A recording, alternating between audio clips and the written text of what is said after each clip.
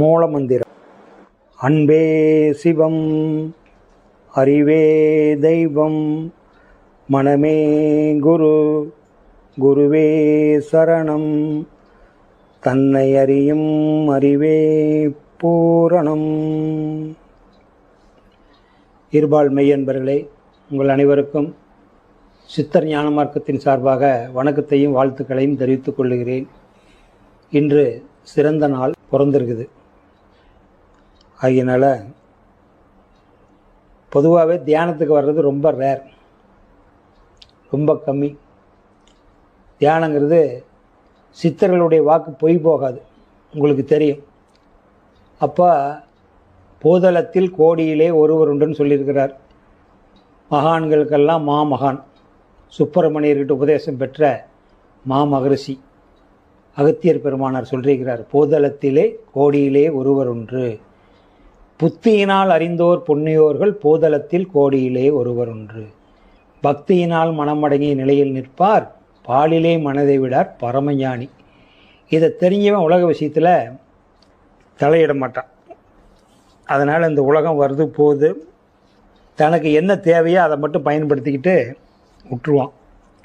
இல்லாத டைமில் நமக்கு சாதாரணமாக இருக்குதுன்னு தோணும். இல்லையே நம்ம கொஞ்சம் வந்தால் பரவாயில்லையேன்னு ஏழ்மையில் இருக்கும்போது ஏக்கம் வரும். ஏழ்மையிலிருந்து முதுமை அடைஞ்சு மனம் மீறி போனவனை கடைசியாக கேளுங்க. எத்தனையோ பேரை நான் சந்தித்து நிறைய கேட்டேன். நிறைய என்கிட்ட சொல்லி கண்ணீர் விட்டு அழுதுருக்குறாங்க. பேரை சொல்லக்கூடாது, அது பாவமாக போயிடும். ஏன்னா பொது வாழ்க்கையில் இருக்கிறவங்ககிட்ட எல்லாம் கஷ்டத்தை சொல்ல வருவாங்க. ஆண் பெண்ணு எல்லாமே தொழிலதிபர்னு சொல்லுவாங்க. அதனால் என்கிட்ட ஒருத்தர் சொன்ன என் மனைவி கூட நான் சொல்லக்கூடாது, என்னை நம்பி சொல்கிறாங்க.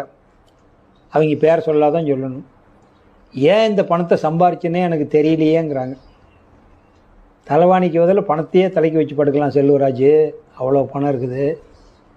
ஆனால் அது ஏன் சம்பாரிச்சுன்னு இப்போ தெரியலையேன்னாங்க. காலம் கடந்து போச்சுங்க, நினைவில் நிற்காது. நான் சொல்கிறது, உங்கள் மூச்சை மட்டும் கவனிச்சிட்டு படுத்துருங்க அப்படின்னு நான் சொல்லி அனுப்பிச்சேன். அவங்க புருவ மையத்தையே உச்சி மையத்தையே கவனிக்க முடியாது, மனசு அங்கே நிற்காது. அப்படி கவனிக்கிறதா இருந்ததுன்னா, இப்போ ஐயாலாம் வந்திருக்கிறாங்க. இப்போ 6, 8, 7, 8 8வது 8ல் கூட வந்துக்கிட்டாங்கன்னா, ஏற்கனவே அவங்க வழிபாடு இறை வழிபாட்டில் அவங்க நாட்டை இருந்திருக்குது. இறை வழிபாட்டில் நாட்டை இருந்ததுனா தான் இந்த தேடுதல் இருந்துக்கிட்டே இருந்திருக்கும். சரி, நம்ம வாழ்நாளில் யாரோ ஒருத்தர்கிட்ட குரு உபதேசம் வாங்குவோன்னு வாழையடி வாழையே தொட்டு கொடுக்குறாங்க பாரு, அது வந்தால் தான் தொட்டால் தான் அது பூர்த்தி ஆகும். ஏன்னா எனக்கு ஒருத்தர் தொட்டு கொடுத்தாரு. இது நம்மளது சொந்தமில்லை, பிரபஞ்சத்திலிருந்து அவருக்கு ஒருத்தர் தொட்டு கொடுத்தாரு. அப்போ அந்த ஆதி காலத்தில் ஆதிசங்கர்கிட்டருந்து சரி, திருமூலர்கிட்டருந்து சரி, அந்த சித்தர்கள்ட்டருந்து வாழையடி வேலையாக தொட்டு வந்ததுனால அந்த தொட்டு கொடுக்காத வித்தை சுட்டு போட்டாலும் வராதுமாங்க. வித்தைனா அதிசயம்னு அர்த்தம். அப்போ தொட்டு கொடுக்காத வித்தை புஸ்தகத்தை படிக்கலாம், டிவியில் பார்த்துக்கலாம், தெரிஞ்சுக்கலாம். நாம் விளக்கம் தெரிஞ்சுக்கிற போது நீங்கள் திருப்பதி போகலான்னு நினச்சிக்கிட்டு குருவாயூர் பக்கம் போயிட்டா, அங்கே போய் ஏங்க திருப்பதிங்களான்னா, இல்லைங்களா இது குருவாயூரில், அடடா நான் திருப்பதின்னு வந்தேனே, 500 கிலோமீட்டர் வேஸ்ட்டாக போயிடும். சரி, குருவாயூர் போகலான்னு நினச்சிக்கிட்டு திருப்பதி பக்கம் போயிட்டா. அப்போ இதை சரி பண்ணுறது தான் ஒரு ஆசிரியருடைய வேலை. இந்த மாதிரி ரூட்டில் கரெக்டாக போங்க அப்படிங்கிறது. அப்போ அந்த காசு பணம் இல்லாதப்போ ஒரு தேடுதல் இருக்கும். இன்னும் நாடி ஒரு 100 கோடியே வந்துடுது, என்ன பண்ண போகிற? இந்த உசுறு மனிதனுடைய ஏக்கம் இருக்கிற வரைக்கும் தான் உசுறு இருக்கும். ஏக்கம்னு ஒன்றும் இல்லைன்னா உசுறு டெத் ஆயிரும். விவேகானந்தர்லாம் என் சின்ன வயசுலேயே போயிட்டார். பாரதியாரெலாம் என் சின்ன வயசுலேயே போயிட்டாங்க. வந்த வேலை முடிஞ்சு போச்சு, ஆண்டவன் கூப்பிட்டுக்கிட்டான். நீ உலகத்துக்கு என்ன சொல்லுவான்னு நினச்சியா? எழுதி தள்ளிட்ட, எல்லாம் கொடுத்துட்ட. 2-3 தலைமுறைக்கு வாழ்ந்தால் என்ன கொடுக்கணுமோ அது பூரா நீ 30-35 வயசுலேயே கொடுத்துட்ட. போதும் சேருன்னு கூப்பிட்டுக்கிட்டான். அப்போ நாம் என்னமா கொஞ்சம் சிக்கல் பட்டுக்கிட்டு அது பட்டுக்கிட்டு இது எப்படா சரி பண்ணுன்னு டெய்லி அந்த நினப்புலேயே இருக்கிறில்ல. அதனால தான் உனக்கு உசுறு நீடிக்குது, ஆண்டவன் நீடிக்க வைக்கிறான்.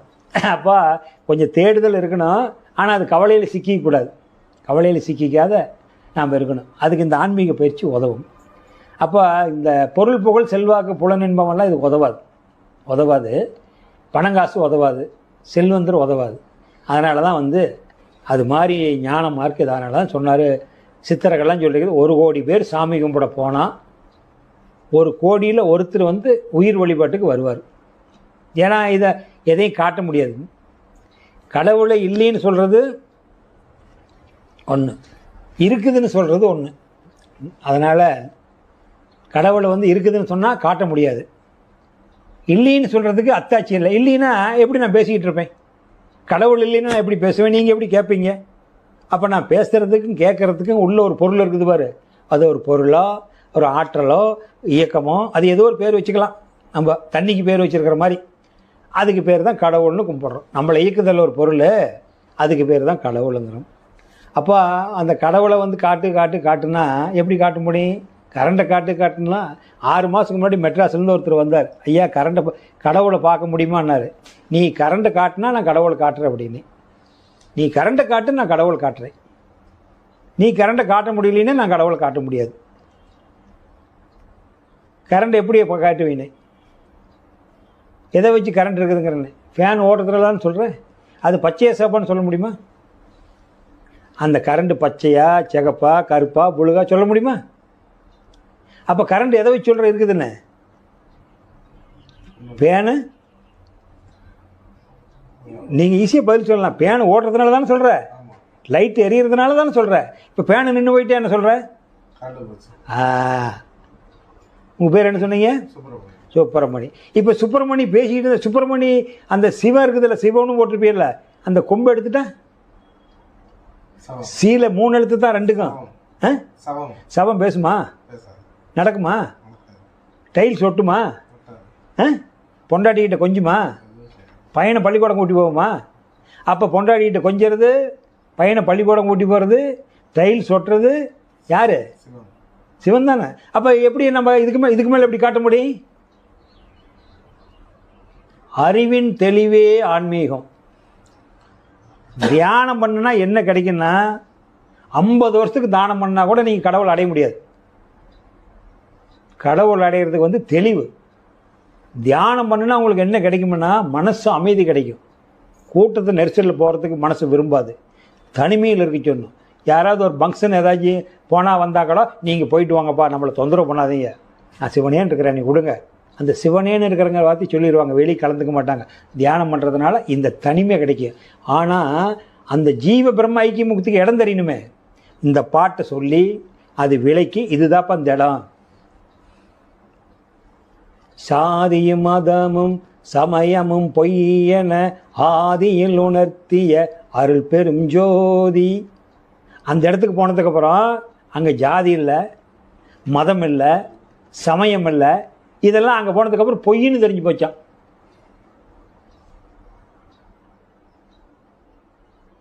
முத்து முருகானந்தம் குழந்தையா பிறந்தார் அப்பா அம்மாவுக்கு. அந்த குழந்தை தானே மெய்யி. நம்ம குலதெய்வம் இது, நாம் இந்த சாதிக்காரன்னு அந்த குழந்தைக்கு தெரியுமா? அப்போ சாதியினாலையும் மதத்தினாலையும் தெய்வத்தினாலையும் உங்களை வளர்க்கப்பட்டுருக்குறாங்க. நீங்கள் பிறக்கப்படலை. மதத்தாலேயே ஜாதியாலேயே தெய்வத்தினாலேயே பிறந்தீங்களா? கிடையாதுல்ல. அப்போ உங்களுக்கு ஒரு குலதெய்வமோ ஒரு மதமோ ஒரு ஜாதியோ உங்கள் முன்னோர்கள் ஏற்படுத்தி வச்சது. அதுதான் வள்ளலார் சொல்கிறாரு. நான் உச்சி கிடந்து நெத்தி கிடந்து உச்சி கிடந்து சிற்றம்பலம் பொன்னம்பலம். இது சிற்றம்பலம், இது பொன்னம்பலம். சிற்றவை பொற்றவை ஞான சபை மேலே இருக்குது. இது சிற்றவை பொற்றவை. சிவனடியாரெல்லாம் சொல்லுவாங்கள்ல திருச்சிற்றம்பலம். அடுத்தது என்ன சொல்லுவாங்க? எதிர்பார்ட்டி தில்லையம்பலம். தில்லையம்பலம்னா இது நடராஜர் ஆடுறாருல. திருச்சிற்றம்பலம் என்ன அம்பலம்?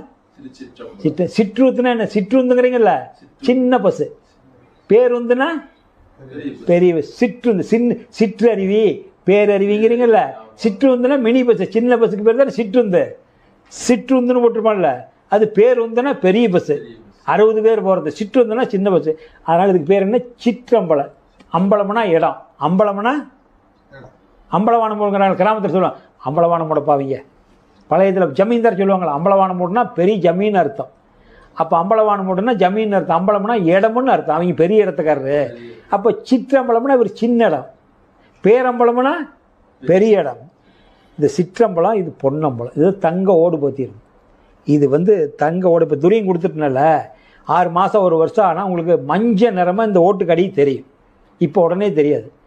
அதை தெரியும்னு நான் சொல்கிறதும் இல்லை. சொன்னாலும் நான் சொன்னதை வச்சு நீங்கள் பார்ப்பீங்க, தெரியலன்னு கேட்பீங்க. இந்த நம்ம சாப்பிட்றது பிடிக்கிறது சீரனாகாத ஆவியாகி நீராக போய் மேலே கோத்துக்கும். மூச்சு ஏற இறங்குறதுல நாம் வந்து இப்போ பயிற்சிக்காக ஏற்றி இறக்குறோம். நம்ம இல்லைனாலும் மூச்சு மேலே இங்கே போய் வரும். இந்த பிஸ்டன் பைக்கில் பிஸ்டன் போயிட்டு வருது இடிக்குது, அந்த மாதிரி அது மேலே போயிட்டு வந்து இடிச்சு தந்தால் தான் இந்த கட்டை வர அளவுக்கு ஏற இறங்கிருக்கும். இதுக்கும் ஏற இறங்கிருக்கும். அந்த ஏற இறங்கிருந்தால் தான் உசுறு வேலை செய்யும். அங்கே ஏற இறங்கிறதுனால நம்ம சாப்பிட்டு சீரணாவளின்னு இந்த ஏறும்போது காற்றுல இங்கே இருக்கிற ஆவியெல்லாம் வலிச்சிட்டு போயிடும். அது தலையில் இந்த தலை 2 பக்கம் மூளை செல்கள் இருக்கும். மூளை செல்கள்னா மாதுளம்பழத்தை 2ஆக பிளந்தீங்களா எப்படி இருக்குமோ மாதுளம்பழம் மாதிரி அந்த கோடு இருக்குது. மாதுளம்பழத்தில் மேலே ஒரு லேயர் இருக்குது பாருங்கள், போட்டு மாதுளம்பழம் ஓடு தான் தலை ஓடு, அதுக்குள்ளே ஒரு வெள்ளையில் ஒரு லேயர் இருக்குமில்ல, அந்த வெள்ளை லேயர் பார்த்திங்களா, அது மாதிரி தான் நம்ம மூளை செல்கள் அமைப்பு இருக்குது. இந்த மாதிரி அந்த 2க்கு அடியில் இருக்குது. இந்த அடியில் தான் இந்த விளக்கெரியும். இந்த புருவ மையத்துக்கும் இந்த உச்சி மையம் பாருங்கள் தொட்டு காமிச்சுன்னு, அதுக்கு இந்த 2க்கும் இந்த இடத்துல இந்த கட்டை விரலை வச்சிங்களா, இந்த பொட்டு வைக்கிற இடத்துல கட்டை விரலை வச்சிங்களா, எங்கே இருக்குதோ அங்கே தான் அந்த விளக்கெரியும். அந்த விளக்கு எரிஞ்சதுக்கப்புறம் தெரிஞ்சதுக்கப்புறம் அப்புறம் ஓம்ங்கிற பிரணவ சத்தம் வரும். அதெல்லாம் பல வருஷம் சில்லு வண்டி சத்தம் மாதிரி இப்போ வரும், வச்சுக்கிட்டே இருக்கு. சில்லு வண்டி சத்தம் மாதிரி இப்போ உங்களுக்கு இந்த சில்லு வண்டி சத்தம்லாம் போய் குக்குங்கிற மாதிரியே மயில் கூப்பிட்ற மாதிரியே அது எந்த நரம்பு பிட்டாகுதோ அந்த நரம்புக்கு தகுந்த மாதிரி 10 தசநாடிகள்லையும் மாறி வரும். அதெல்லாம் பல வருஷம் ஆகும்.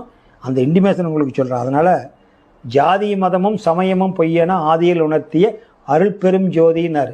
அங்கே போனதுக்கப்புறம் ஜாதி இல்லை, மதம் இல்லை, ஒன்றும் இல்லை. அப்போ முருகானந்தம் பொய், முருகானந்த ஜாதி பொய், முருகானந்த குலதெய்வம் பொய், முருகானந்தனுடைய இனம் பொய், முருகானந்த உடம்பு மட்டும் மெய்.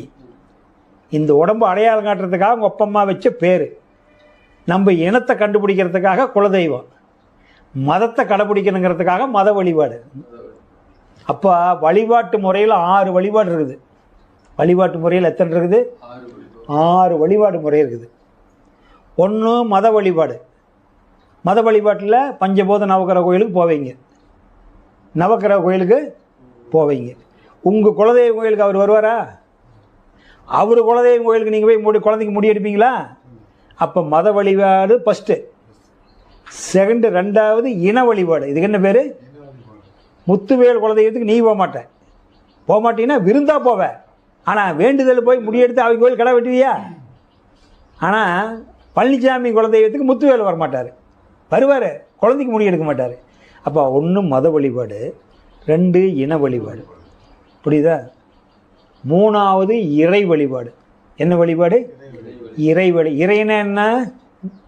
கிராமத்தில் சொல்லுவாங்கதில்ல, ஏங்க எங்கள் ஊரில் நோம்பி வந்துருச்சுங்க, 2 கோழி கீழி பிடிச்சிட்டு போகலான்னு ஆட்டுக்குள்ளே ஆடடா, இப்போ தானே பட்டியெல்லாம் திறந்து விட்டோம், அதாவது இறத இடம் போயிடுச்சு. எங்கே போயிடுச்சு சொல்லுவாங்கள்ல, கேள்விப்பட்டுருக்கிறீங்களா?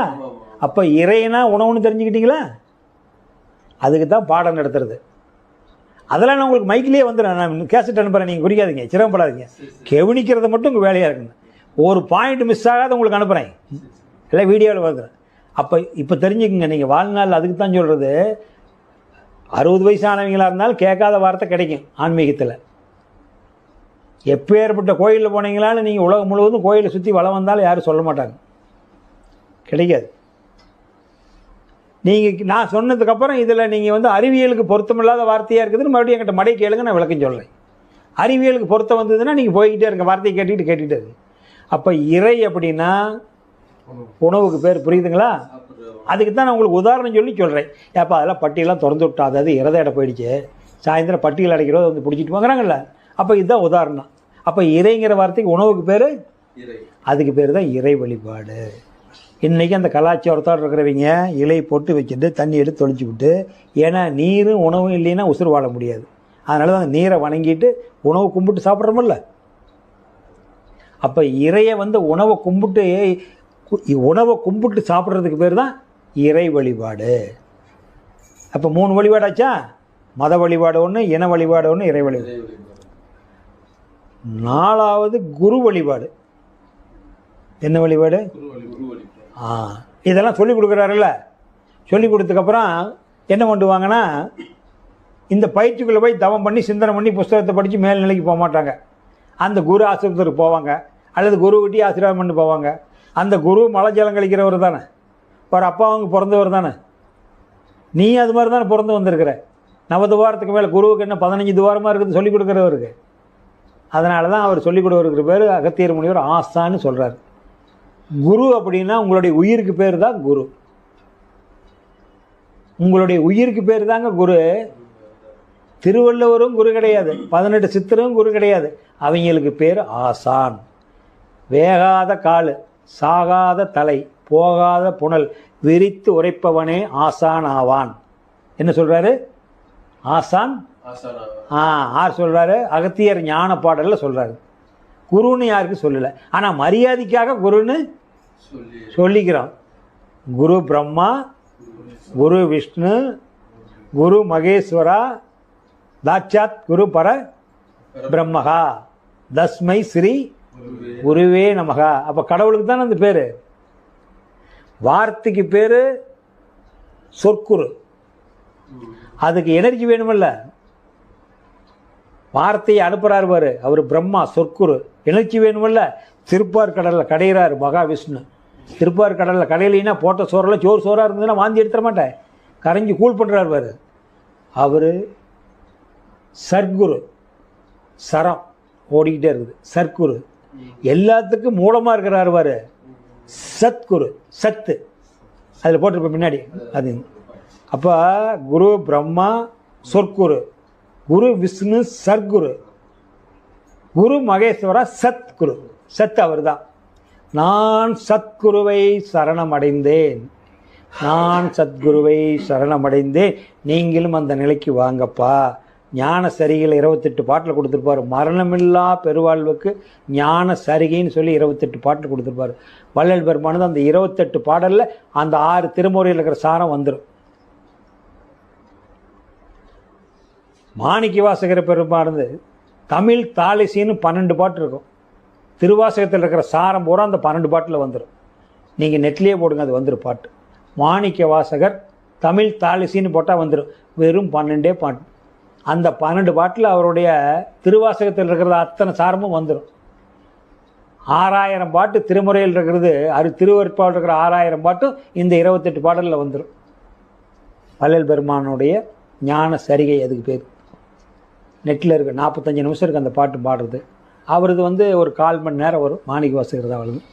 அதனால் நான் சத்குருவை சரணமடைந்தேன். சத்குருவை, நான் உத்தம சத்குருவை சரணடைந்தேன். அவர் உத்தமர், அவர் தான் உத்தமர். அவரை தவிர உத்தம ஆறு இல்லை. எல்லாம் தப்பு பண்ணி வந்தீங்க தான். மகானாக இருந்தால் கூட, பட்டினத்தாரே மகானானாலும் புத்தரே மகானானாலும் தப்பண்ணி வந்தீங்க தானே. பொண்டாட்டிட்டு சொல்லாத ஓடி போயிட்டார்ல, தப்பு தானே. எவ்வளோ பெரிய ஞானம் இருந்தாலும் மனைவி மக்களை சொல்லாத போகக்கூடாதுல்ல, தப்பு தானே. அவர் விட்டுட்டு போனது, நைட்டில் எந்திரிச்சு போனது. புத்தர் பெரிய மகான் ஆகிருக்கலாம், அதுக்கப்புறம் தப்பு தானே. அதே மாதிரி பட்டினத்தாரும் காசாசைப்பட்டு போகலின்னு ஏற்கனவே பணக்காரன். அந்த பையன் கொண்டாந்துருக்கிறது எருமாம்பட்டையை பார்த்துட்டு உள்ளே என்ன இருக்குதுன்னு கூட பார்க்காத காசாசையில் வெறுப்பு தட்டினா ஞானி ஆவான், அல்லது காசாசியே இல்லாத பிச்சை எடுக்கிற நிலைமைக்கு வந்தால் ஞானி ஆவான். இந்த 2 பேர் தான் ஞானி ஆக முடியும். நடுத்தரமாக இருக்கிறவங்க ஞானி ஆக முடியாது. ஒரு காலத்துலேயும் காசு மேலே வெறுப்பு தட்டி அவன் வெறுக்கிறான் பாருங்க, அவன் ஞானி ஆவான். வரலாறுல பிச்சைக்காரனாகி எல்லாத்தையும் இழந்து தெருவில் நிற்கணும், அவன் ஞானியாவான். இந்த 2 பேர் தான் ஞானியாக முடியும். நடுத்தரமாக இருக்கிறவங்க ஞானியானது வரலாறே கிடையாது, இனிமேலும் ஆக முடியாது. இது வரைக்கும் ஆனவனுடைய ஹிஸ்ட்ரி பார்த்தீங்கன்னா அப்படித்தான் இருக்கு. இட்லி பார்த்தீங்களா அப்படி ரைட்டு, அது போட்டோம். அப்போ அந்த மாதிரி என்னென்னு கேட்டிங்களா, அதுதான் உங்களுக்கு குரு பிரம்மா குரு விஷ்ணுங்கிறது. இந்த மாதிரி ஞானத்தில் அப்படிங்குது. அதனால் இது உயர்ந்த நிலை, காண கிடைக்காத பொக்கிஷம். நான் நிறைய பேசிகிட்டே இருக்கணும், 100 சப்ஜெக்ட்டுக்கு மேலே நீங்கள் கேளுங்க. இப்போ நீங்கள் எல்லாம் ரொம்ப தூரத்துலேருந்து வந்திருக்கிறீங்க.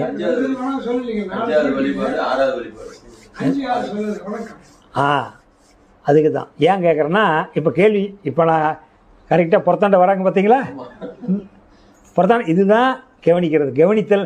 ஐயா புறத்தாண்ட வராரு பார்த்தியா, அப்பா இந்த குருவையே நினச்சிக்கிட்டு வணங்குவாங்க. அப்போ குருவை நான் மறந்துடணும் ஆச்சா. அப்போ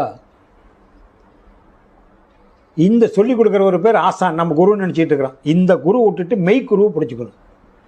அப்போ குருவருள் இன்றி திருவருள். அப்போ குருன்னா உருவத்தில் வர்றது குரு. சொல்லிக் கொடுக்குறது ஆசானா. ஆசானாக இருந்தால் அவர்கள் கூட ஆன்மா இருக்குதில்ல, அதனால் குருங்கிறது உருவத்தை காட்டும். குருவல் திருவருளுங்கிறது அரூபம். திருன்னா உயிர். இந்த திருங்கிற வார்த்தைக்கு 3 எழுத்துக்கு அகாரம் மகாரம் உகாரம், இந்த 3 ஒன்றிணைந்த பேர் திரு. ஓம். அந்த ஓமுக்கு பேர் தான் திரு. அப்போ திருனா அது வந்து அரு, குருன்னா உரு. அப்போ குருவடி சரணம் திருவடி சரணம். குருவருள் இன்றி திருவருள் இல்லை. தாய்மானவர் சாமி சொல்லுவார், குருவருள் இன்றி திருவருள் இல்லை, குருவருள் இல்லாத திருவருள் கிடைக்காது அப்படின்னா. அப்போ சொல்லித்தரவர் ஆசா. அப்போ நாம் இந்த இடத்துல குரு அருள்னா சொல்லி கொடுக்குறவரை நீங்கள் நினச்சக்கூடாது. இந்த சொல்லி கொடுக்குறவர் சொல்லி கொடுத்தாலும் நீங்கள் செவி கொடுத்து கேட்குறீங்கல்ல, கேட்க வைக்குதில்ல. இப்போ கோமாவில் ஒருத்தர் இருக்கிறாரு, உசுர் இருக்குது, படுத்தே கிடக்கிறாரு, 75 கிலோ மொழுன்னு இருக்குது, அவர் கேட்க முடியுமா? அப்போ யார் கேட்குறா? அது உங்களுடைய மெய்க்குரு, மெய்க்குரு. அந்த குரு, அந்த குருவை பிடிச்சிக்கிட்டு நான் சொல்லி காட்டி கொடுத்தனால இதுதான் குரு பீடம். இதுக்கு பேர் குரு பீடம். இதுதான் குரு பீடம். ஏன்னா இந்த நரம்பு வந்து, இந்த நரம்பு மிஸ்டேக் ஆகிட்டா கோமா. பீனியல் கிளாண்டில் மிஸ்டேக் வந்துருச்சுன்னா அவன் கோமாவுக்கு போயிடுவான். ஃபைனல் கிளாண்ட் இருக்கிற வரைக்கும் இயங்கும். அப்போ பீனியல் கிளாண்டு தான் உங்களுடைய, அதனால தான் மாஸ்டர் ஆஃப் பாடி. இந்த பாடி மெயின்டைன் பண்ணுறது பூரா மாஸ்டர் ஆஃப் பாடி மெயின்டைன் பண்ணுறது பீனியல் கிளாண்ட். அது அவர் தான் குரு, அங்கே தான் இருக்கிறார். அதனால தான் இதுக்கு பேர் குரு பீடம். அக்கினி நேத்திரம், சிற்றம்பலம், சுழுமுனை நாடி, நெற்றிக்கண்ணு, அண்ணா எல்லாம் அதுக்கு அந்தான பேர், நூற்றுக்கணக்கான பேர் இருக்குது அதுக்கு இருக்குது. அப்போ அதுதான் உங்களுக்கு என்னென்னு கேட்டிங்கன்னா, அந்த இந்த குருவை பிடிச்சி உடம்புக்குள்ள இருக்க பாருங்க. யான் பெற்ற இன்பம் பெருக வையகம் வான் பற்றி நின்ற, இந்த இந்த உடம்புக்கு அங்கே வான் பற்றி நின்ற மறைபொருள் மந்திரம், ஊன் பற்றி நின்ற, இந்த ஊனுக்குள்ளே பற்றி இருக்கிறான் அவன், ஊன் பற்றி நின்ற உணர் குரு மந்திரம். உள்ளிருந்து உணர்த்துறாருல்ல, உணர் குரு மந்திரம். தான் பற்ற பற்ற இங்கே காமிச்சு கொடுத்தாச்சு உங்களுக்கு. நீங்கள் தான் உற்று பார்க்க ஒளிதோன்றுகிறார்ல, அதே திருமந்திரத்தை தான் அந்த பாட்டு. தான் பற்ற பற்ற தலைப்படும் தானே, தான் பற்ற பற்ற தலைப்படும் தானே, தான் பற்ற பற்ற தலைப்படும் தானே. அந்த குரு பிடிச்சிக்கிட்டீங்களா, அவர் அருவ வழிபாட்டுக்கு கொண்டு போயிடுவார். அப்போது அருவ வழிபாட்டுக்கு போனால் எதுவுமே இருக்கக்கூடாது. 5வது உபதேசத்தில் உங்களுக்கு மௌன உபதேசத்தில் அதை காட்டுவேன், இருந்தாலும் அந்த இண்டிகேஷனை சொல்லிடுறேன். அமாவாசை அன்னைக்கு வந்தால் எப்படி இந்த மானம் இருக்குதோ, ஒரு குண்டூசினுடைய ஒளியோடு உங்களுக்கு தெரியக்கூடாது. அமாவாசை அன்னைக்கு எவ்வளோ இருளாக இருக்குதோ, அந்த இருளில் ஒரு 1000 மடங்கு இருள் சேர்த்துனா எப்படி இருக்கும் கற்பனை பண்ணி பார்த்தா. அதுதான் உங்களுடைய தாய் வீடு, தகப்ப வீடு, உங்களுடைய இருப்பு வீடு, ஆதி வீடு. ஆனால் இப்போ அங்கே நினைக்க முடியாது, உங்களால் நினைக்க முடியாது. 12 வருஷத்துக்கு மேலாகும். அதுதான் இருக்கும் அந்த இடத்துல வந்து. அதுதான் உண்மையான இருப்பிடம், அதுதான் உண்மையான இருப்பிடம். அதனால் உண்மையான இருப்பிடம் அது என்னன்னு கேட்டிங்கன்னா, அதுக்கு பேர் தான் திரு. அந்த திரு தான் ஆதிநிலைக்கு பேர் தான் திரு அப்படிங்கிறது. அதனால தான் 1 மத வழிபாடு, 2 இன வழிபாடு, 3 இறை வழிபாடு, 4 வந்து குரு வழிபாடு, ஆச்சா 5 வந்து அரு வழிபாடு, 6 வந்து வெளி அருவத்தை வெளியில் வழிபடணும். அருவம் எங்கே இருக்குது கேட்பீங்கல்ல, அருவம் கேட்டாலும் அந்த அருவத்தை எதுக்குள்ள இருக்கிறதுனால அப்போ வெளியே, அப்போ வெளியே அருவத்தை பிரிக்க முடியுமா? வெளியே அருவத்தை பிரிக்க முடியுமா? அதனால தான் நீ இன்றி நான் இல்லைங்கிறாங்க. நான் இது எப்படி சொல்கிறதுனா, ஒரு பொருளை தயாரிக்குதுன்னு சொன்னீங்களா, இதை நான் சொல்லிடுறேன். இது அதே மாதிரி தான் சிக்கல். கரண்டை காமிச்சா நான் கடவுள் காட்டுறேன்னு சொன்னேன் பார்த்தீங்களா. ஒரு பொருள் இருந்து ஒரு பொருள் வந்துச்சு, ஒரு பொருள் ஒன்று உருவாக்குச்சுன்னு சொன்னீங்கன்னா நானும் உங்களுக்கு இது ஈஸியாக கடவுள் காமிச்சிருவேன்.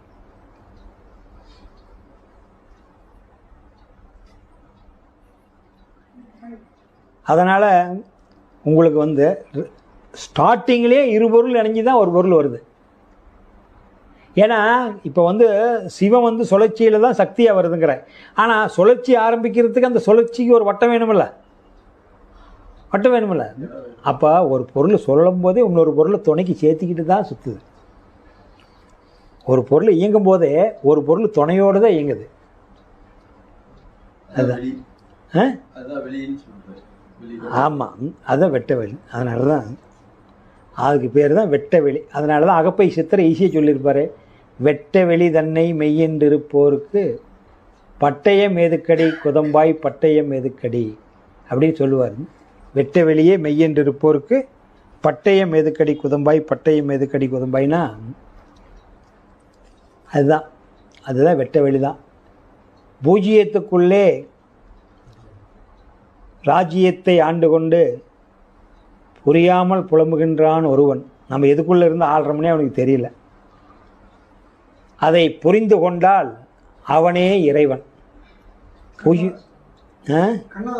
அதனால் யாருதுன்னு நமக்கு தேவையில்லை, வாக்கியம்தான் முக்கியம்.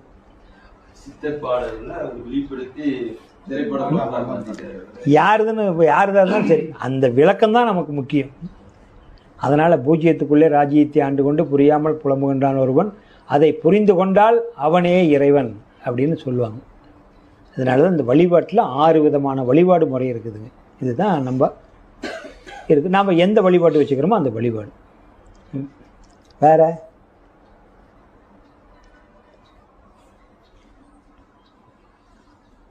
சந்தேகம் கேட்குறது என்ன கேட்குறீங்க? அது ஏற்கனவே சொல்லியிருப்போம் உங்கள்கிட்ட. வித்து 4 வகை ஏற்கனவே நெட்டில் பேசியிருக்கிறேன். இருந்தாலும் சிம்பிளாக சொல்லிடுறேன் உங்களுக்கு. இந்த பிரபஞ்ச தோற்றங்களுக்கு 4 வகையான வித்து இருக்குது. நீங்கள் வித்தைத்தான் கேட்டிருக்கிறீங்க. 4 வகை வித்து. 4 வகை வித்தில் தான் இந்த பிரபஞ்ச தோற்றம் பூரா இருக்குது. ஒன்று மண்ணூட்டி. மண்ணூட்டிங்கிறது மண் மூலிமா சக்தி வளருது. அது தாவரம். தாவரமெல்லாம் மண்ணூட்டி, மண்ணை மூலமாக எடுத்துக்கிட்டு வருது. அது தாவரம். இன்னொன்று முட்டை. பறவை இனம் பூரா முட்டையினால் வருது, அது ஒரு வித்து.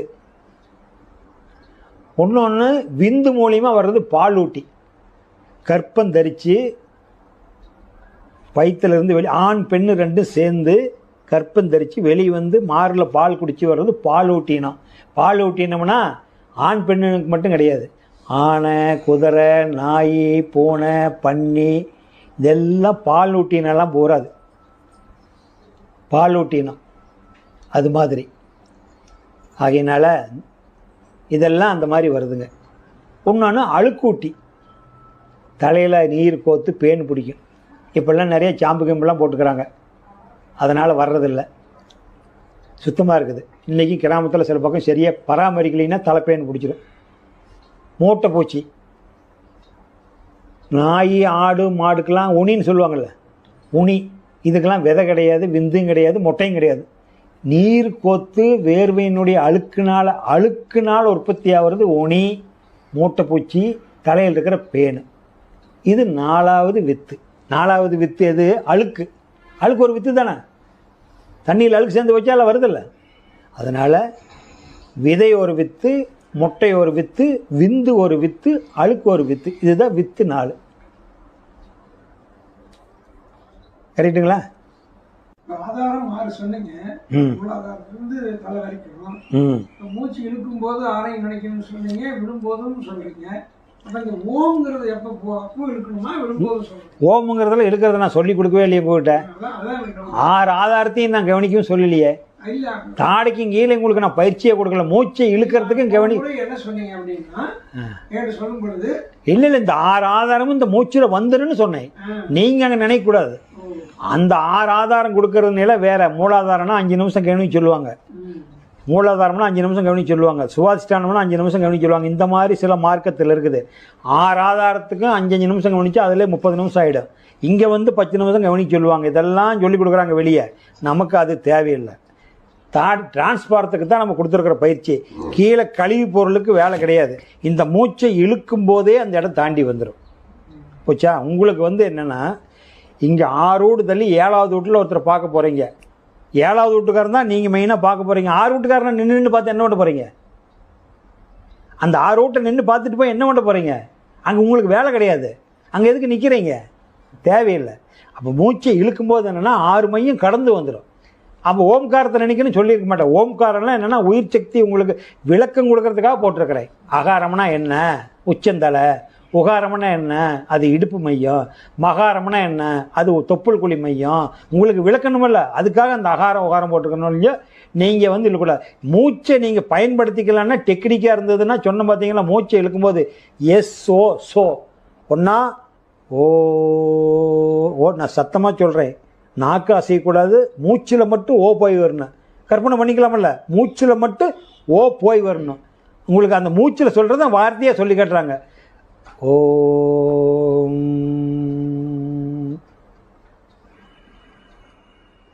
இழுக்கும்போது ஓ,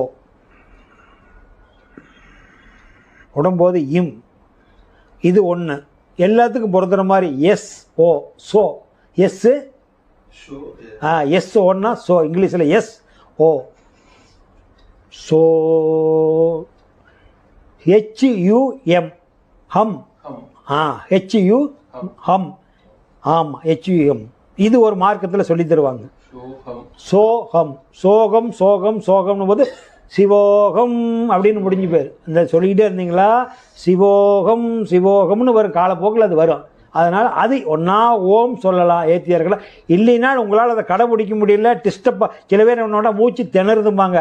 இந்த அக்கப்போருக்கு தான் நான் வந்து நேராக மூச்சை ஏற்றுங்க இறக்குங்கன்னு வார்த்தை சொல்லித்தரதில்லை. ஆனால் இவ்வளோ சூட்சம் இருக்குதுன்னு நான் சொல்கிறேன். இந்த சூட்சமாக வந்துங்க, இதிலிருந்து இதில் 14 விதமான சூட்சம் இருக்குது. அதெல்லாம் சொன்னால் உங்களுக்கு ஞாபகம் இருக்குமா? இருக்காது, முடியாதுங்க. 2-12 வருஷம் ஆகணுங்க ஐயா. அதுக்கெல்லாம் 2-12 வருஷம் ஆனால் தானே பையன் கல்யாணம் பண்ண முடியும். 2வது பாண்டில் கல்யாணம் பண்ண முடியும். மொதல் பாண்டில் பண்ண முடியுமா? மொதல் பாண்டில் அவன் கல்யாணத்துக்கு தயாராகிறான்னு அர்த்தம். ரசாயன மாற்றம் வருது. ரசாயன மாற்றம் எப்போ வருது? டீனில் வரும். இதைத்தான் 12 வருஷம் வனவாசம் போகிறான்னு சொல்கிறது. பித்து பிடிச்ச மாதிரி இருக்க அந்த குழந்தைங்களுக்கு ஒன்றுமே தெரியாதில்ல. 13வது வருஷம் டீன் ஸ்டார்ட் ஆகுது. 10th 11th 12th 12 முடிஞ்சுதா? 12th 11th 12th 13 14 15 16 17 18 19 20 வர்றப்ப தான் அதாவது 13 to 90 வரைக்கும் யார் ஒரு பயம்பில்லை மிஸ்டேக் இல்லாத வளர்த்துறாங்களா, கடலில் தூக்கி போட்டாலும் வந்துடும். கடலில் தூக்கி போட்டாலும் வந்துருங்கிறேன். இனியான காது வைக்க வேண்டியதில்லை. ஆனால் இந்த 13 to 19 சிக்குதுவார். இதை சொல்கிறாங்களே, 10வது படிக்கும்போது காணுங்கிறான், 11ல் காணுங்கிறான், 12லையும் காணுங்கிறான். அப்புறம் எப்படி விளையும்? இதில் சிக்கினது அது கொஞ்ச நாளைக்கு அது வந்து அது நொந்து நூலாக போய் ஆக்சிடென்ட் ஆகிற வரைக்கும் யாரும் அடக்க முடியாது, சொல் பேச்சு கேட்காது. ஆனால் அந்த 13 to 19 நீங்கள் தாட்டி கொண்டாண்டிங்களா, நீங்கள் அவங்க மேலே சந்தேகப்பட வேண்டிய அவசியம் இல்லை. அது இந்த நூற்றாண்டில் வளர்கிற பிள்ளைங்களா இருந்தாலும் சரி, இன்னும் அடுத்த நூற்றாண்டில் வளர்ந்த இந்த 13 அந்த ரசாயன மாற்றம் அப்படி அந்த எசன்ஸ் விந்து கீழே இறங்கி வடிஞ்சி வர்ற நேரம் எல்லா சேட்டை பண்ணும். காலில் கோலம் போடும், பல்ல கடிக்கும், பென்சிலை கிறுக்கும், பொழுதுனைக்கு நெட்டை அழுத்திக்கிட்டு எல்லா சேட்டையும் பண்ணும். 13லேருந்து ஸ்டார்ட் பண்ணி நீங்கள் கவனித்து பாருங்கள். 11 வயசு 12 வயசு பிள்ளைங்க அதை செய்யாது. அதுலேருந்து ஏன்னா அது தப்பு இல்லை. அடுத்த எவல்யூஷன் ப்ராசஸ் உடம்புல தயாராகுது, அவங்கள அந்த மாற்றம் பண்ணுது. அதனால் அதுதான் வேற ஒன்றும் இல்லை. வேற என்ன கேட்டீங்க?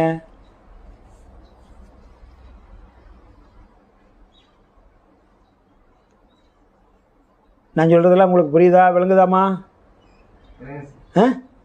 ரைட்டு. வேற முத்துவேலு உங்களுக்கு என்ன சந்தேகம்? பழனிசாமிக்கு என்ன சந்தேகம்?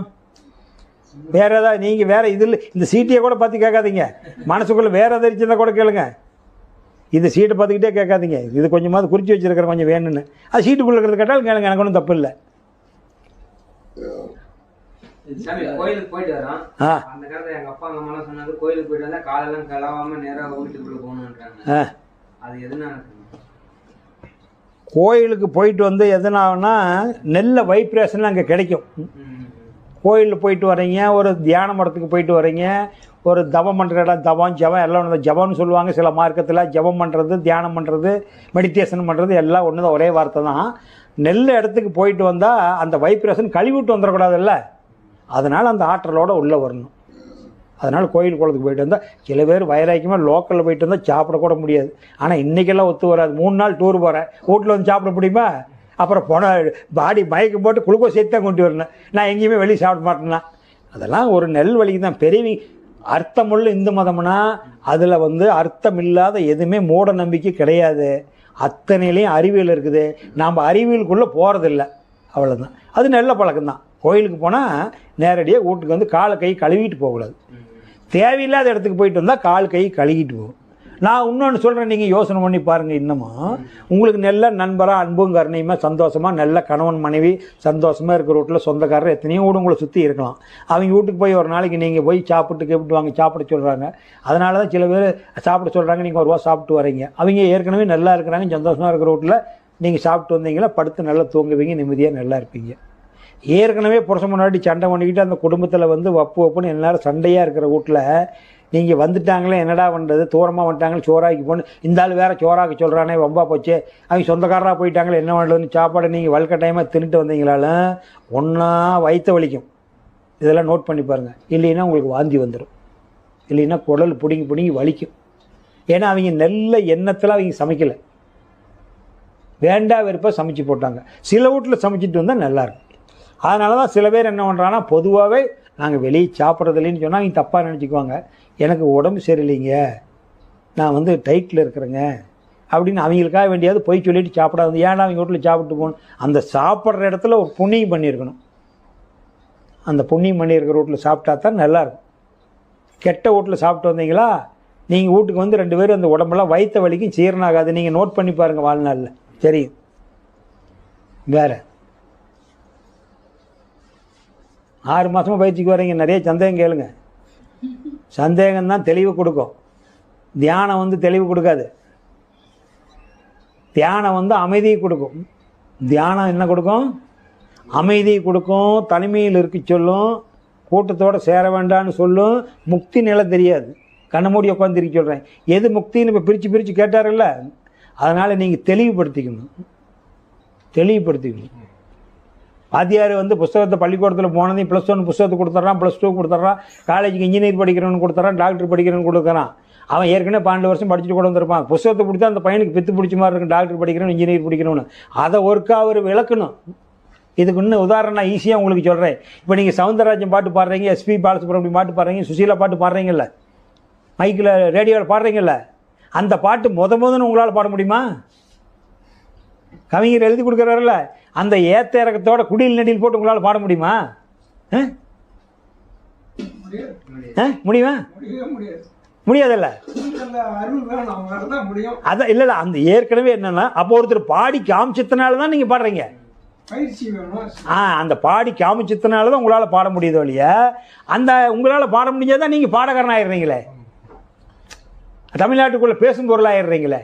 இவர் இந்த பின்னணி பாடலை பாடியிருக்கிறாருன்னு பேசும் பொருளாயிடுறீங்கள. நீங்களே அதை பாட ஆரம்பிச்சா பேசும் பொருளாயிடுறீங்க. இன்னொருத்தர் பாடுன்னு நீங்கள் பாடுனா மாலை பேர் விரும்புகிறவங்க பாட்டு கச்சேரியெல்லாம் பாடுறாங்க. அவங்க ஏற்கனவே ஒருத்தன் பாடுன்னு தானே பாடுறாங்க. அவங்க புதுசாக ஒரு பாட்டு தயாரித்து பாடுறது இல்லையில்ல. அதனால் நீங்களே வந்து ஒரு பாட்டை கவிஞர் எழுதி கொடுத்து நீங்கள் படித்தா நீங்கள் பேசும் பொருளாயிடுறீங்க. அவங்க பாடுன்னு தான் நீங்கள் பாடுனீங்களா, நீங்கள் ஒரு நல்லவர் ஆகிறீங்க. இவர் கூப்பிடப்பா நல்லா பாடுவார், சவுந்தரராஜன் மாதிரி பாடுவார், அவர் வந்து எஸ்பிபி மாதிரி பாடுவார், எஸ்எஸ் மாதிரி பாடுவார் அப்படின்னு சொல்லுவாங்க.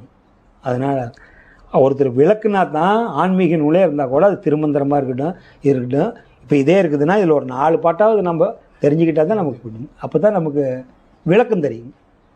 உங்களுக்கு புரியும். அதனால் நீங்கள் பாடல் கேட்டு சந்தேகம் கேட்டு நீங்கள் வந்து இந்த சந்தேகம்லாம் யூடியூப்பில் இன்றைக்கி எல்லாமே யூடியூப்பில் வந்துருச்சு. எல்லா மகான்களும் யூடியூப்பில் சித்தர் பாட்டை போட்டு கேளுங்க.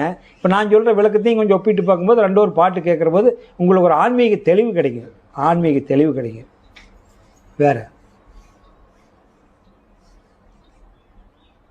வேறு என்ன சந்தேகம் நோட் விட்டு பாருங்கள். அதில் என்ன கண்டுபிடிச்சி கேட்குறீங்களா கேளுங்க. காளி திருசொலி சொல்லுங்க தொடர்ச்சியா. கர்மாரி, சித்தி முத்தி, சஷ்டி. ரைட்டு. அந்த சித்தி முத்திங்கிறது போன மாதம் பௌர்ணமியில் அவர்கிட்ட பேசிட்டேன், அது நட்டு இருக்குது. இந்த காளி திருசூலி வந்து இப்போ நீங்கள் கேட்குறீங்க. சரி, இப்போ அதை வச்சுருங்க. இந்த மூணு சூலாயுத உள்ள வேலை எந்த கோயிலில் இருக்குது? தீ மிதிக்கிறாங்கள எந்த கோயிலில் மிதிக்கிறாங்க? மாரியன் கோயிலில் மிதிக்க மாட்டாங்க. அம்மன் அம்மன்னா சாந்த அம்மன் கோயிலில் வைக்க மாட்டாங்க. சிவனுக்கு சோடியாக இருக்கிறதுல அம்மன் கோயில், அம்பாள் கோயில், மகாலட்சுமி கோயில், அம்மன் கோயில் வைக்கணும். பத்திரகாளி அம்மன் கோயில், காளியம்மன் கோயில், பத்திரகாளி, வனப்பத்திரகாளி, பத்திரகாளி, இந்த மாதிரி காளியம்மன் கோயில் தான் வைக்கணும். காளின்னா காத்து, கான்னா கல்கி அவதாரங்கிறமில்ல. ஏன்னா நீங்கள் வந்து எல்லாம் பரிபாஷையில் போட்டு போயிருக்கிறாங்க. இப்போ நான் சொல்கிறத விட இன்னும் இதை விட உயர்வாக கூட ஒருத்தர் விலைக்கு சொல்லலாம். எனக்கு தெரிஞ்ச அளவுக்கு இந்த அடியானுக்கு தெரிஞ்ச வரைக்கும் நான் செவி வழியாக கேட்டதை புஸ்தகத்தில் பார்த்ததை வச்சு நான் உங்களுக்கு சொல்கிறேன். இப்போ திருக்குறளுக்கு எத்தனை பேர் கொடுக்குறாங்க, ஆனால் எல்லாத்துக்கும் ஒத்து வர்ற மாதிரி தான் இருக்கும். எது ஒத்து வருதோ அதை நீங்கள் வச்சுக்கிறீங்க. இவருடைய பொழிப்புறம் நல்லா இருக்குது அப்படின்னு நீங்கள் முடிவு பண்ணிக்கிறீங்கள, அந்த மாதிரி தான். அதனால் காளினா கான்னா காற்று, அந்த இடுப்பில் இருக்க வர சக்தி, அந்த சக்தியை அங்கே தான் காளி கோயிலில் பூ மிதிக்கிறான். இப்போ இங்கே இருக்கிறத நாம் எதில் மிதிக்க முடியும்? இங்கே காலை வச்சு கும்பிடு படுக்க வச்சு காலில் வச்சு மிதிக்க முடியுமா? இப்போ நீங்கள் மூச்சு 21 முறை இழுத்தீங்கல்ல, அதை இந்த கடைசியிலேருந்து நடந்து அந்த கடைசிக்கு ஓடுறான் பூ மிதிக்கிறவன். இதை இங்கே இருக்கிறத இங்கே வந்து உட்கார்றதுக்கு செஞ்சு காமிச்சது. இங்கே மிதிக்கணும் தீ, இங்கே தீ, அங்கே வெளியே இருக்கிறது யோக குண்டம். அங்கே யோகம் கொளுத்துறான்ல, இது யாக குண்டம்.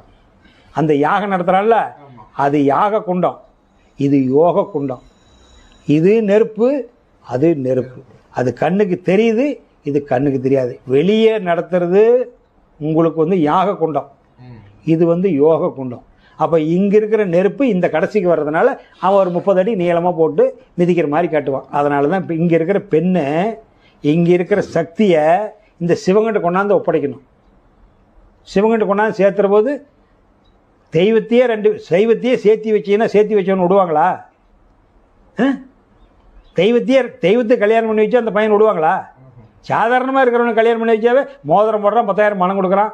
தெய்வத்துக்கு கல்யாணம் பண்ணி வச்சா சரி நீ வாப்பா, நாங்கள் இருக்கிற எங்களுடைய ஊர் சிவ கைலாசம், எங்களது ஊர் என்ன ஊர்? கைலாசம், எங்கள் ஊருக்கு வாப்பா போகலான்னு உன்னை கூட்டி போயிடுறாங்க. இதுக்கு பேர் தான் முக்தி மோட்சம் அப்படிங்கிறது. அதனால் காளி திரிசூலி, திரினா 3, இது அந்த 3 கீழேருந்து 3 வேல் வருதா, மேலே ஒரு சாணுக்குள்ளே 3 இருக்குதா? இந்த முதுகுந்தண்டு இருக்குதுல்ல, அதுதான் வேலு. ஒரு கம்பம் நிற்கிது.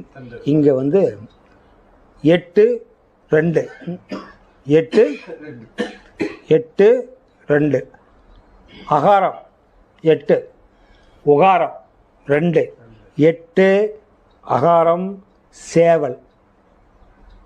இதெல்லாம் வள்ளலார் புக்கு எடுத்து பாருங்கள், அதெல்லாம் போட்டிருப்பான்.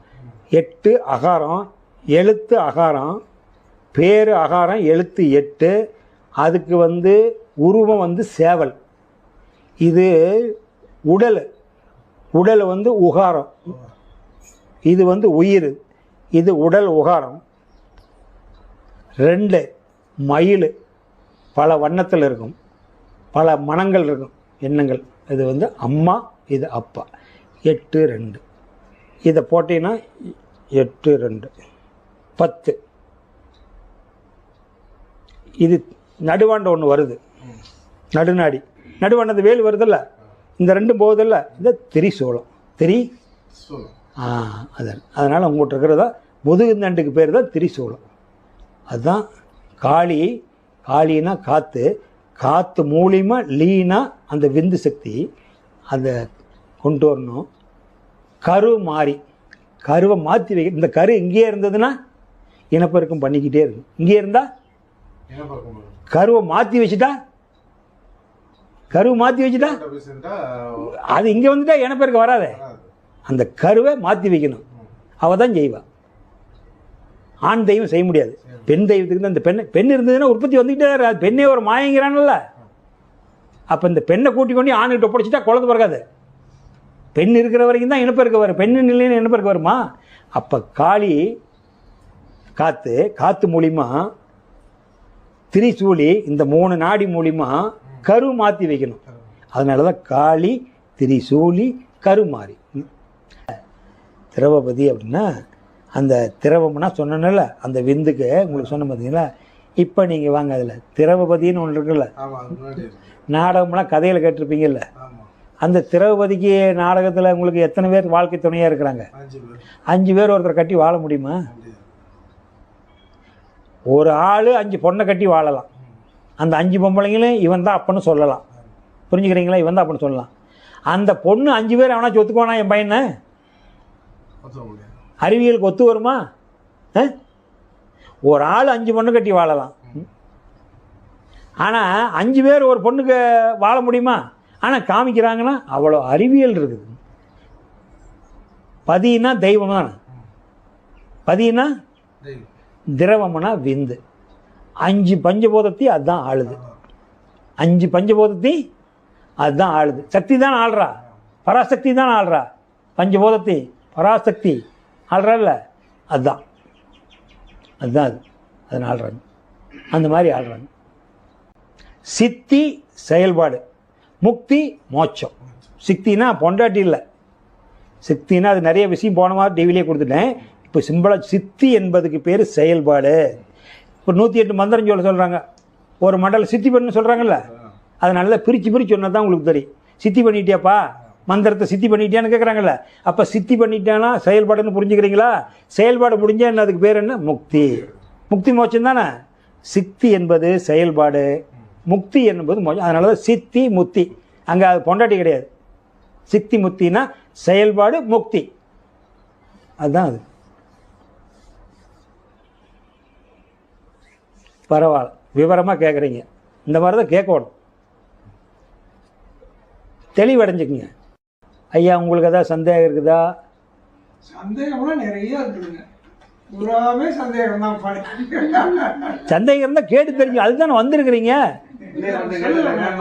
இல்லை நீங்கள் இந்த பூமி, இந்த இயக்கம் இதெல்லாம் பார்த்தா ஒண்ணுக்குள்ள ஒரு கட்டுக்குள்ளதான் இருக்கு, சுழற்சிக்குள்ளதான் இருக்குது. நாம சொல்லிட்டு தான் இருக்கிறோம். ஏதோ வீட்டுல இருந்து போனாலும் திருப்பி வீட்டுக்கு போயிடணும். சரி, தண்ணி மழை பெய்யுது, கடலுக்கு போகுது, திருப்பி மழை பெய்யுது. அது ஒரு ஆட்ட சுழற்சினா. ரைட்டு. நெருப்பு சுழற்சிட்டு இருக்குது. காத்துல இருந்து மரம் வளருது, மரம் நெருப்பாகுது, விறகாகுது, விறகு நெருப்பாகுது, சுழற்சியில் இருக்குது. நம்மளும் சுழற்சியில் இருக்கிறோம். நான் நிறைய நான் படிச்சதே பூமியை பத்தி வச்சுருப்பேன். இல்லை அது இருந்துட்டு போகுது, அதெல்லாம் இருந்துட்டு போகுதுங்க. அதெல்லாம் தாண்டி வந்திருப்பீங்க. உங்களுக்கு சந்தேகத்தை கிளியர் படுத்துறதுக்கு ஏதாச்சும் இருந்ததுன்னா சொல்லுங்க. அதை நீங்க தான் சொல்றேன். வேற நான் நீங்க சொன்ன அந்த வாசியோகம் போய் அப்படியே உட்காந்தோம்னா அது ஒரு 5 நிமிஷம் வேணா அப்படியே இருக்கும். ஒரு 5 நிமிஷத்துக்கு மேல அதுக்கு மேல அந்த கொண்டு வர முடியல. அது முடியாதுங்க. அது முடியாது. அதுக்கு உண்டான டைம் தாட்டிருச்சு. அதுதான் சொல்றது. அது கண்டிப்பா முடியாது. அதனால ஐயா 8 தாண்டினவங்க யார் தியானம் எடுத்தாலும் அவங்க தியான நிலைக்கு போக முடியாது. 8 தாண்டினவங்க போக முடியாது. தெரிஞ்சுக்கலாம், விஷயத்தை தெரிஞ்சுக்கலாம். இதில் இவ்வளோ சமாச்சாரம் இருக்குதா அப்படின்னு தெரிஞ்சு இதில் மனசில் ஆறுதல் பட்டுக்கலாம். அகத்தியர் சொல்லி இருக்கிறது ஈரெட்டில் சொன்னார். ஈரெட்டுன்னு எத்தனை? 16 எடுத்துக்கணும். ஈரெட்டு முடியறதுக்குள்ள எடுத்துக்கணும். ஈரெட்டு ஸ்டார்டிங்கில் இல்லை. ஈரெட்டு 16 முடியறதுக்குள்ள எடுத்துக்கணும். அதனால தான் ஈரெட்டுக்கு உபதேசம் எடுக்கணும். மீறினா 3 எட்டில் எடுக்கணும். 8 எட்டில் கூட நம்ம வர்றோமே. 8 எட்டுனா முடிஞ்சது பூர்த்தின்னு தான் சொல்கிறோம். சஷ்டி எடுத்த 8வது எட்டில் தான் வரும். அது அப்போ அங்கே தப்பு இல்லை. நீங்கள் இப்போ விளக்கம் தெரிஞ்சுக்கிறீங்களா, மனசு ஆறுதல் படுமல்ல, அதுவே போதுமானது. மற்றபடிக்கு பஞ்சபூதத்தை இப்போ இருக்குதுன்னா உங்களுக்கு இது மண்ணு பார்க்குறீங்க, விண்ணை பார்க்குறீங்க. தனியாக நெருப்பை பிடிச்சி காட்ட முடியாது. இயக்கத்தை மூலியமாக தான் இருக்கும். பஞ்சபூதம் இல்லாத எந்த ஒரு சடப்பொருளும் கிடையாதுங்க ஐயா. பஞ்சபூத கூட்டு இல்லாத எந்த உயிர் பொருளும் கிடையாதுங்க ஐயா. சோறு இருக்குது, அரிசி இருக்குது. அந்த அரிசி சோறானது எடுத்து பேஞ்சிங்களா, கையில் ஒட்டுதா இல்லையா? கை அது அதாவது அந்த கையில் ஒட்டுதல்ல. சோறு நீங்கள் பேஞ்சிங்களா அள்ளி போடுறாங்க, அது பேஞ்சிங்களா கையில அப்பிக்குதில்ல. மண்ணு தான் அப்போ காற்று பிடிக்க முடியுமா? அப்போ அதில் என்ன, அந்த சோறு என்ன மண் சோறு. சரி, அந்த சோறாக்குறதுக்கு தண்ணி ஊத்துறியா இல்லையா? ஊத்துறியா? நெருப்பு பற்ற வைக்கிறியா இல்லையா?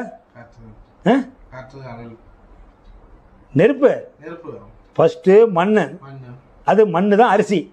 அதில் மண்ணில் தானே வந்தது. அதை வேக வைக்கிறதுக்கு, ஊற வைக்கிறதுக்கு நீர், வேக வைக்கிறதுக்கு நெருப்பு, ஆற வைக்கிறதுக்கு காற்று. கொஞ்ச நேரம் பொறுப்பாக ஆறிட்டுங்கிறாங்கல்ல, இந்த நாளுக்கும் காற்றையே உன்னால் கற்பனை தான் பண்ண முடியும். நெருப்பையாவது பார்க்கலாம், காற்றை பார்க்க முடியுமா? கரெக்டாக நீங்கள் பஞ்சபூதத்தை உணர்ந்துக்கிறதுனா மண்ணை பார்க்குறீங்க, நீரை பார்க்குறீங்க, நெருப்பையும் பார்க்குறீங்க, அடுப்பு எரியுது, காற்றை உணர்றீங்க. ஆனால் உணர்றீங்க உங்கள் மேலே பட்டு மோதிட்டு போது அது கரெக்டாக நெருப்பு மாதிரி கண்டுபிடிக்க முடியும். அப்போ காற்றையே உணர்த்தான் முடியுதுன்னா அதிலிருந்து நுண்ணி போனால் தான் அணு உணர முடியும். எல்லாத்துக்கும் அப்பனா இருக்கிற அணு. அப்போ அந்த இந்த ஏனம் சொல்ல நீங்கள் புரிஞ்சுக்கிறதுக்காக இப்போ இந்த சோத்தில் பஞ்சபூதம் இருக்குதா இல்லையா? சோத்தில் இதே மாதிரி தான் அனைத்து பொருள்களையும் பஞ்சபூத கூட்டு இல்லாத எந்த பொருளும் கிடையாது. நீங்கள் குடிக்கிற டீயிலிருந்து இதை எடுத்துக்கலாம், சோத்திலிருந்து எடுத்துக்கலாம், குழம்புலேருந்து எடுத்துக்கலாம். அதனால தான் பஞ்சபூத சேர்க்கை இல்லாத. அதனால தான் எந்த ஆண்டவனும் நம்மளை வாழ வைக்கல, கடவுளும் வாழ வைக்கல, மேலே இருக்கிறவனும் வாழ வைக்கல. இயற்கை தான் உங்களை வாழ வைக்குது. உங்களை உற்பத்தி பண்ணினது உங்கள் அப்பம்மா, இந்த உடம்பை வளர்த்தினது இறை. சொன்னல முதல்ல இறை உணவு. அதனால் பஞ்சபூதம் தான் உங்களை வாழ வைக்குது ஒழிய தனியாக கடவுள்னு ஒன்று இல்லை. தனியாக கடவுள்னு ஒன்று இல்லை. ஓரளவுக்கு புரியுதுங்களா ஐயா உங்களுக்கு? அவ்வளோதான். அதனால் பஞ்சபூத சேர்க்கை இல்லாத எந்த பொருளுமே இல்லை, எந்த பொருளுமே இல்லை. பஞ்சபூத கூட்டு தான் இருக்குது. அதனால தான் அவனின்று அணுவும் அசையாது. இதில் அகப்பை சித்திரது ஒன்று இருக்குன்னு நினைக்கிறேன்.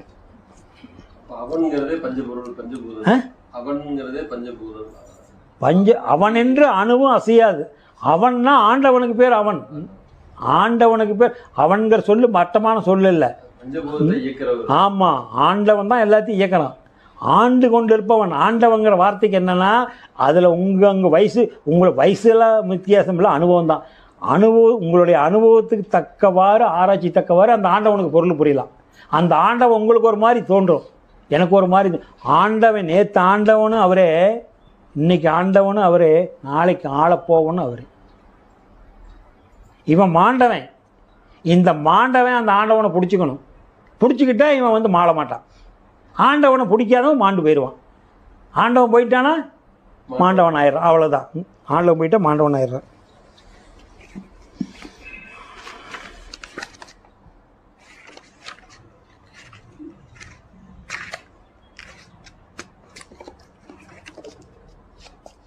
பஞ்சபூத்து கேட்டீங்களா, அதனால சொல்கிறேன்.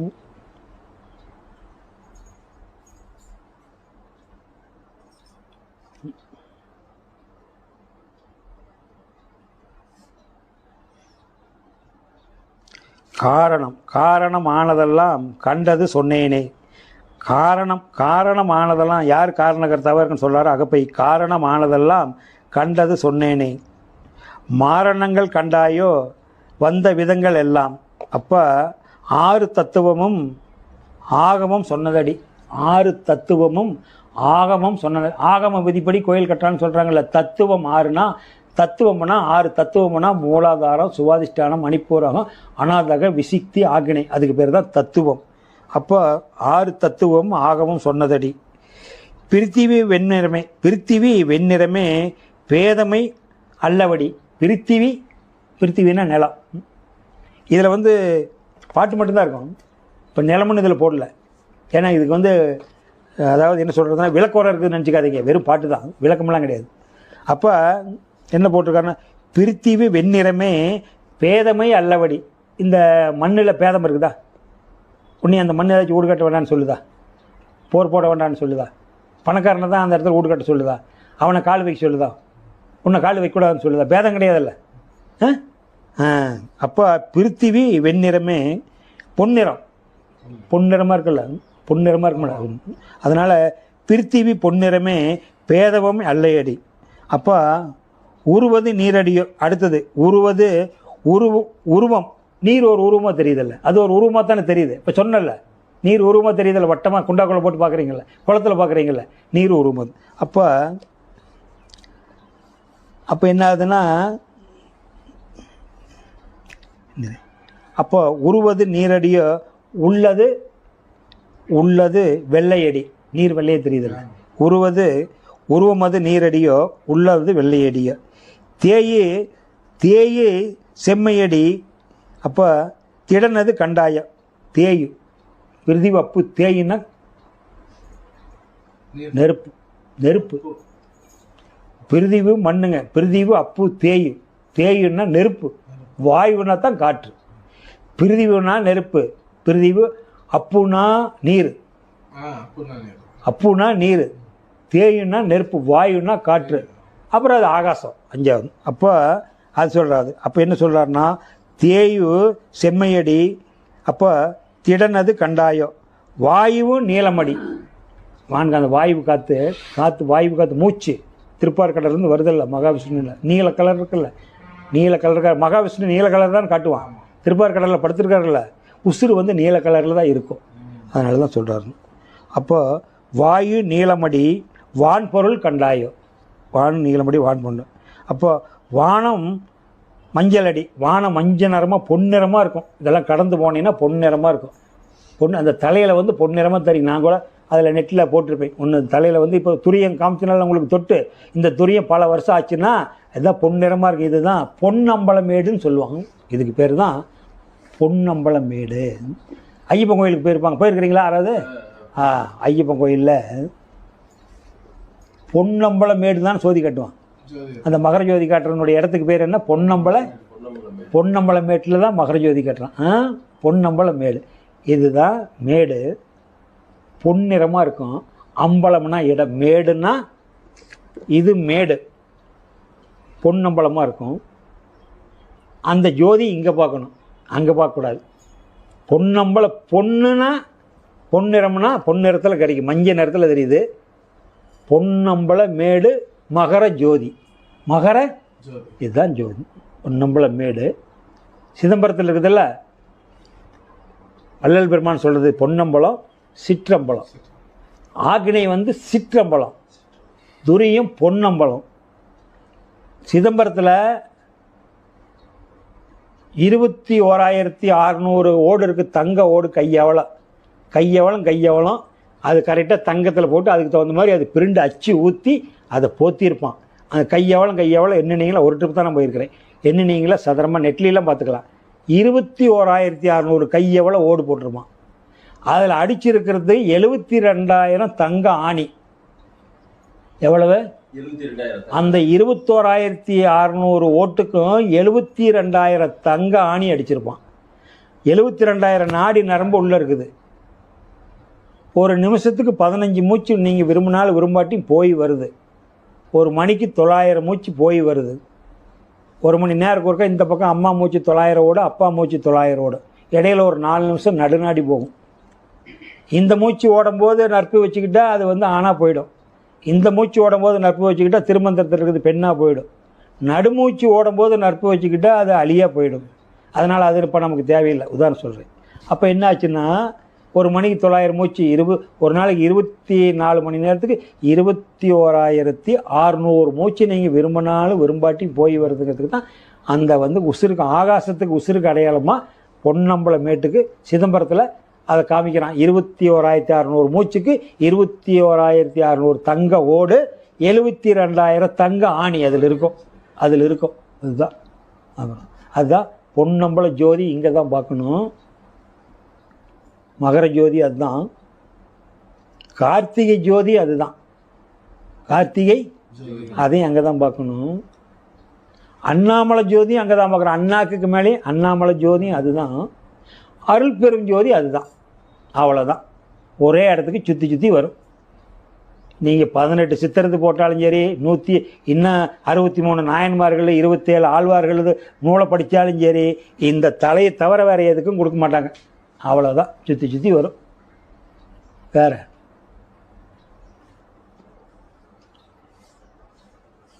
சொல்கிறதுல விளக்கம் கரெக்டாக வருதுங்களா ஐயா? டவுட் இருக்குது? டவுட் இருந்தால் கேட்டுங்க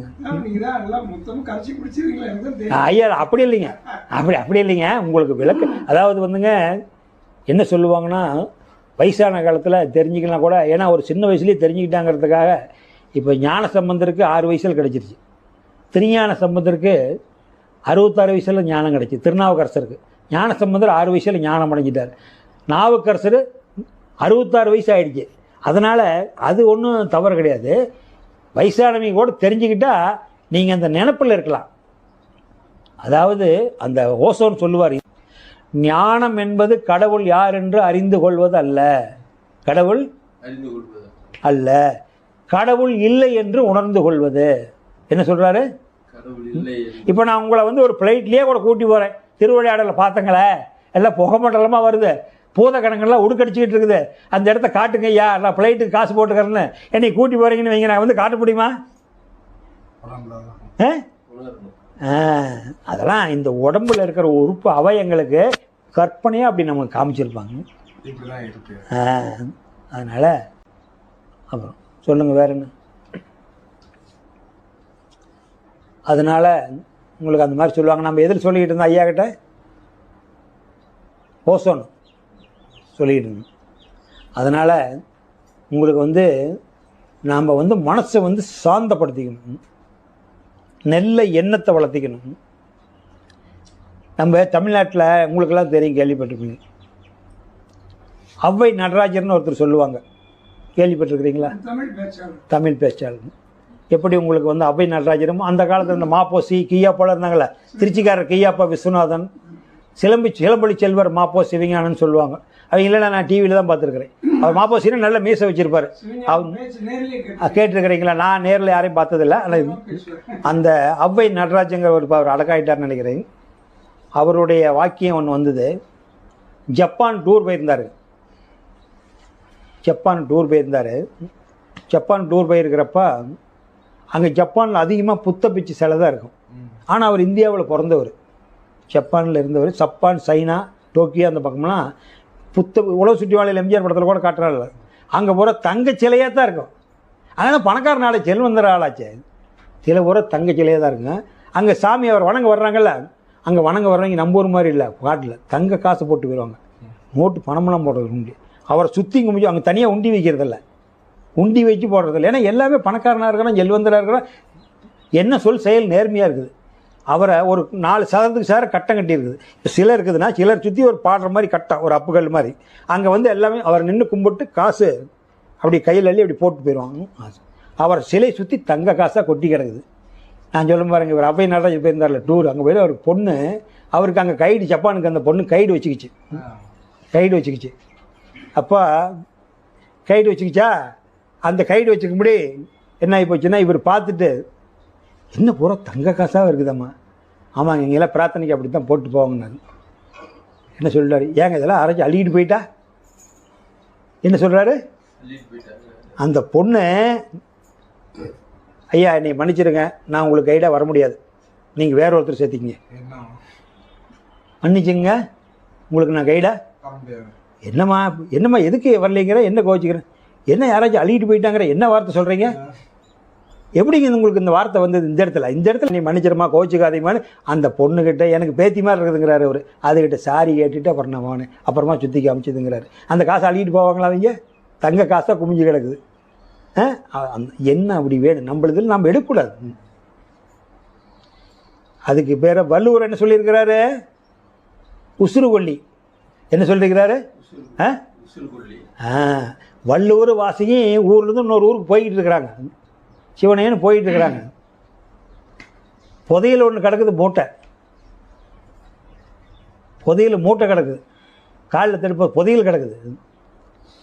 என்னங்க இந்த இடத்துல மின்னுது, அந்த இடத்துல மண் மின்னிக்கிட்டு இருக்குது பார்த்தானா, அது மின்னுது. நமக்கு தேவையில்லாத வேலை, நீ வாமா, நமக்கு எதுக்கு அதெல்லாம் அப்படிங்கிறாரு. இல்லைங்க பார்க்கலன்னா அது தங்கம், நமக்கு தேவையில்லாத உசுறு, இது உசுறு கொல்லிங்க அப்படிங்கிறாரு. உசுறு கொல்லியம்மா நமக்கு ஆகாது. எப்படிங்க நீங்கள் காசை போய் தங்க காசு கிடைக்கும், இதை போய் உசுறு கொல்லிங்கிறேன்னு உனக்கெல்லாம் சொன்னால் புரியாது, அங்கே போய் ஓரமாக நீ நில்லு அப்படின்னு மரத்துக்கிட்ட போய் 2 பேரும் ஓரமாக நின்ட்டாங்க. இவருக்கு பொறுத்தான் 2 பேர் வந்தானா, வந்தோடனே பார்த்தோன்னே மாற்று மன்னிச்சு பார்த்தா தங்க புதையில் மண்ணில் போட்டு வச்சுருக்காங்க. அந்த காலத்தில் மண்ணுக்குள்ள தானே போட்டு நவத்து மண் வருது. இவன் சொல்ல, டேய் நீ ஊரில் போய் சாக்கு எடுத்துகிட்டு வந்துடு, நம்ம வெறுங்கை வீசிட்டு வந்துட்டோம், சாக்கு எடுத்துகிட்டு அள்ளிட்டு போயிடலாங்கிறான். இவன் என்ன பண்ணுறான்? சாக்கு எடுக்க பொறுத்து போயிட்டான். இவன் என்ன பண்ணுறான்? வந்தோடனே முடிவு பண்ணிட்டான், சரி இவன் சாக்கு எடுத்துகிட்டு வந்தானா இதை எடுத்தால் அவனுக்கு பாதி கொடுக்கணும், கட்டையை ரெடி பண்ணி வச்சுக்கிட்டான். வந்தானா போட்டு தள்ளிடலான்ட்டு. அவன் அங்கேருந்து வந்தான், குமிஞ்சு அள்ளி போடுற போது என்ன பண்ணிட்டான், இவன் அடி போட்டான். கடைசியில் என்ன பண்ணிட்டான், இவனும் அவனை பிடிச்சா அந்த அடியிலே பாதி அடி போட்டான். 2 அடிச்சுக்கிட்டு செத்து போச்சு. உசுறு வள்ளி பார்த்தியா? தங்கம் பாட்டுக்கே இருக்குது. தங்கம் அழிக்காது. இப்போ தங்கனே திருடிடுறான் ஒருத்தக்கிட்ட 100 பவுன், தங்கத்தை அழிக்க முடியுமா? இவன் தானே கழிஞ்சு போவான். ஒன்றா அவனை பிடிச்சி கொள்ளுவாங்க, அது ஜெயிலில் போடுவாங்க. தங்கங்க இழந்தான் மாறும். அது நமக்கு வேண்டாம். உசுறு வழின்னு விட்டுலாம் யாராவது தங்கத்தை அழிக்க முடியும்? மண்ணும் பொண்ணும் அழிக்க முடியுமா? ஆணும் பெண்ணும் அழியும். மண்ணும் பொண்ணும் மகேசனுக்கு சொந்தம். யாருக்கு சொந்தம்? ஆணும் பொண்ணும் அடுத்தவனுக்கு சொந்தம். அடுத்தவனுக்கு சொந்தமான பொருள் அழிஞ்சு தான் போகும். அதனால் மண்ணும் பொண்ணும் மகேசனுக்கு சொந்தம், ஆணும் பெண்ணும் அடுத்தவனுக்கு சொந்தம், அடுத்தவனுக்கு சொந்தமாக வர பொருளெல்லாம் அழிஞ்சு தான் போகும். இந்த மாதிரி எண்ணங்கள்லாம் தூய்மையாக வச்சுக்கணும். அப்போ தான் இதில் வெல்ல முடியும். இல்லைன்னா இந்த லைனில் வர முடியாது. இந்த லைனில் வர்றது ரொம்ப ரொம்ப கஷ்டம். அதனால் இப்போ உங்களுக்கு மூச்சு பேச்சு சொல்லிக்கிறனால ஒரு மாதம் பண்ணுங்கள். சில பல பழக்க வழக்கமெல்லாம் ஆகாதுன்னு சொல்லியிருக்கிறேன். நீங்களே மனசார பார்த்துக்குங்க. நான் எதுன்னு கேட்க வேண்டாம். கேட்டால் பொக்குன்னு போவீங்க. இதெல்லாம் இல்லைன்னா ரொம்ப சந்தோஷம், கையெடுத்து கும்பிட்றேன். கறி புளி சாப்பிட்ற மாதிரி இருந்தால் மாற்றிக்கிங்க. அப்படின்னா அது மாற்றிக்கிட்டால் அடுத்த உபதேசத்துக்கு அடுத்த மாதம். அதனால தான் இப்போ முதல்லாம் ஸ்டார்டிங்கில் அவர் வரும்போது தொட்டு கொடுத்தேன். இப்போ என்னென்னா தொட்டு கொடுத்துட்டு கறி சாப்பிட என்னால் நிறுத்த முடியலைங்கன்னு ஒரு சிமெண்ட் கம்பெனிக்காரர் ஒருத்தர் கேட்டார், கரூருக்காரர். நீங்கள் நிறுத்திடுங்க, பயிற்சியை நிறுத்திடுங்க அப்படின்ட்டேன். வேண்டாங்க அப்படின்ட்டு. அதனால் இப்போ வந்து நேரடியாக தொட்டு கொடுக்குறதில்ல. அதனால தான் உங்களுக்கு தொட்டு உபதேசம் கொடுக்கல, மூச்சு பயிற்சி மட்டும் கொடுத்துருக்குறேன். அதை மட்டும் பண்ணுங்கள். திருப்தியாக இருந்ததுன்னா அடுத்த மாதம் வேண்டாம், ஆடி மாதம் நல்ல விழாக்களாக நடக்காங்கங்க. ஆவணி மாதம் பௌர்ணமிக்கு வாங்க. ஆவணி மாதம் பௌர்ணமிக்கு முத்துவேலோட கூட்டிகிட்டு வாங்க. அப்போ போகலாம். ஐயா வேறு என்ன முடிச்சுக்கலாங்களா? நிறைய பண்ணிக்கலாங்களா? சந்தோஷமாக வேறு ஏதாவது நீங்கள் கேட்குறீங்களாண்ணா? டவுட் கிளியருங்களா? நிறைய பண்ணிக்கலாமா கந்தசாமி? நிறைய பண்ணிக்கலாங்களா? ஆத்ம நமஸ்காரம். எல்லா உயிர்களும் என்புற்று வாழ்க, கொல்லா விரதம் குவளையமெல்லாம் ஓங்குக, நல்லோர் நினைவு நாடெங்கும் பரவுக, வள்ளல் மலரடி வாழ்க வாழ்கவே.